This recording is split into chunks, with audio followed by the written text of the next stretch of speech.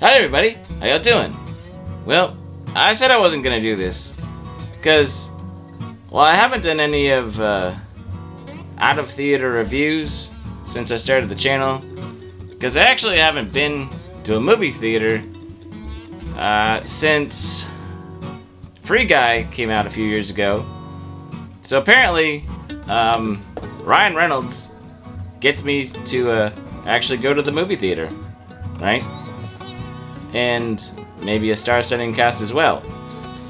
So, I'm gonna try not to spoil it, but after sitting through the 2+ hours of Deadpool 3, well, I kind of want to talk about it a little bit. So let's get into it, right? Well, I can understand that there's a lot of expectations and a lot of hopes going into this movie, right? And, well, being the fact that I didn't really read much of the comic books, I don't have a lot of the potential storylines to, I don't know, hope that they use, right? And of course I've also heard some other non-spoiler reviews on what people think. And, well, let's just get one of the things out of the way. It's definitely R-rated. There's graphic, gratuitous blood. There is language that is not suitable for children. So, I just want to be clear and upfront about that the movie isn't family friendly. But, that being said, for all of us who have grown up with the Marvel Universe, right? Or the MCU, as it were. And, well, we've seen the shifts, the changes, and, well, kind of wondering where the mouse is going to take it, because, well, you know, when they bought it from Fox, we've all noticed a change, right?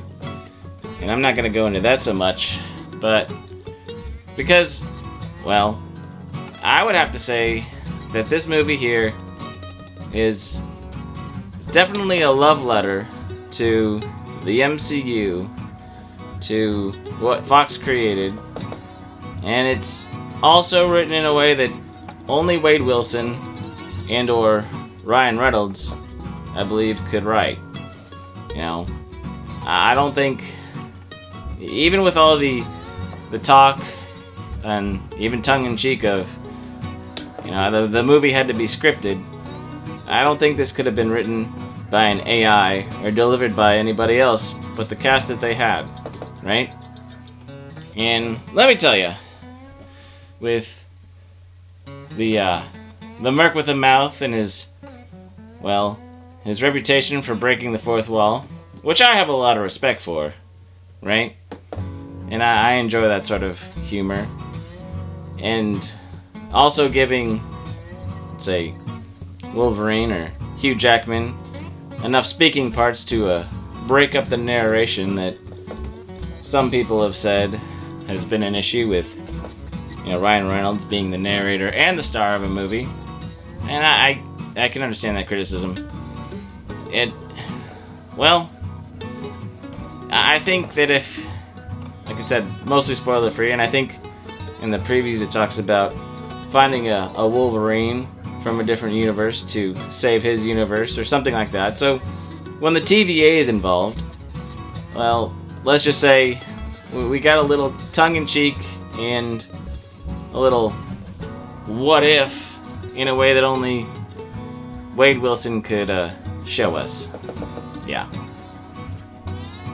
I don't think that's spoiling too much. But, like I said, it was a lot of fun. I'm a little disappointed that all the popcorn buckets and drinks, you know, special cups were sold out by the time I got to it. But, you know, I was there to see the entertainment, right? Not go sell a popcorn bucket on eBay for hundreds of dollars because, well, if I got one, I would have kept it anyway. It's true. But I really think that as far as legacy characters like Wolverine and Hugh Jackman, the entertainment value to an adult audience that Ryan Reynolds as Wade Wilson brings. For all the fears that he would be throttled and unable to deliver with humor and punchlines and, well, work well with an ensemble to make great moments in television history, I think they managed pretty well, right? Like I said, a lot of tongue-in-cheek, a lot of respect and homage to what built the MCU, right? And, well, like I said, without going into all the things, it really did feel like a love letter. And, well, we got to see some of our favorite Deadpool characters throughout, right?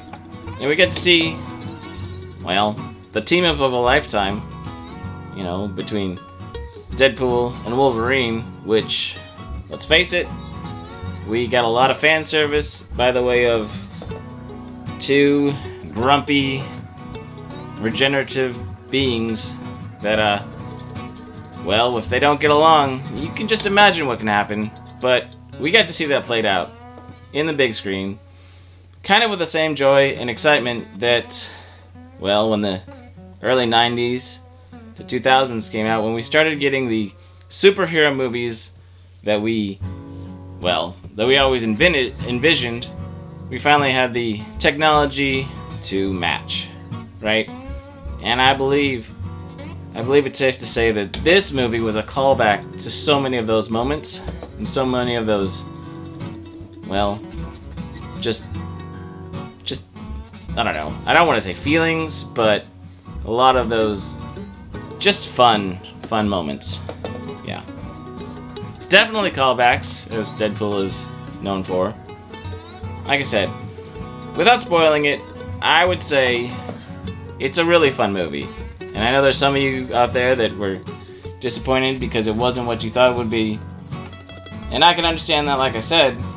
But to go into it as a fun popcorn film, as something I might want to watch again, because there's a few moments that I think I missed things, or I would love to be able to watch it on my own TV where I could pause it and catch some of the small little details, because there was a lot of effort and a lot of little things put in, you know, because it was fun, and, you know, you could say for member berries, fan service, just outright, I think they were having fun making this film.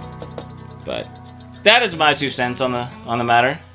And you know, like I said, for those of you who won't see it because of the R rating, I fully understand and endorse your decision.